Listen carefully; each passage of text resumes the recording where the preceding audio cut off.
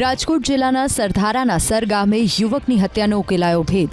પોલીસે સોનલબેન સાહેલિયા નામની મહિલાની કરી ધરપકડ। પુત્રએ આત્મહત્યા કરી લેતા તેનો બદલો લેવા આરોપી સોનલબેને હત્યા કરી હોવાનો ઘટસ્ફોટ થયો।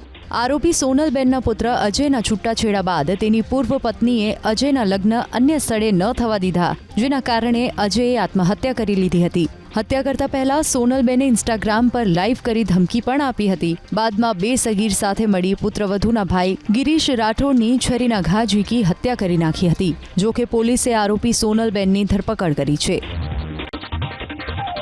રાજકોટ જિલ્લાના સરધારાના સર ગામે યુવકની હત્યાનો ઉકેલાયો ભેદ। પોલીસે સોનલબેન સાહેલિયા નામની મહિલાની કરી ધરપકડ। પુત્રએ આત્મહત્યા કરી લેતા તેનો બદલો લેવા આરોપી સોનલબેને હત્યા કરી હોવાનો ઘટસ્ફોટ થયો।